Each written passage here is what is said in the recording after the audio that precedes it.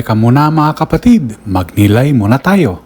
Si Antonio Magliabecchi, isang librarian noong ika-17th century sa Florence, ay labis ang pagmamahal sa mga aklat na madalas siyang matulog sa piling ng mga ito.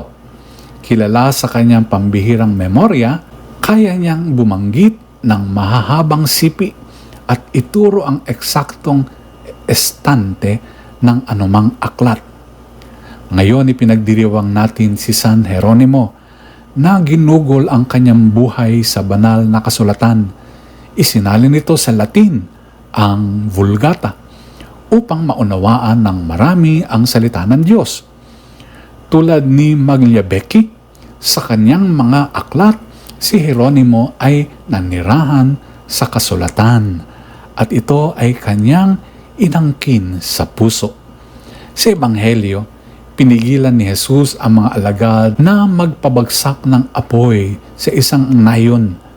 Itinuro na ang salita ay dapat isabuhay sa pag-ibig at awa. Sa Zacarias, hinahanap ng mga bansa ang presensya ng Diyos sa mga lumalakad kasama niya.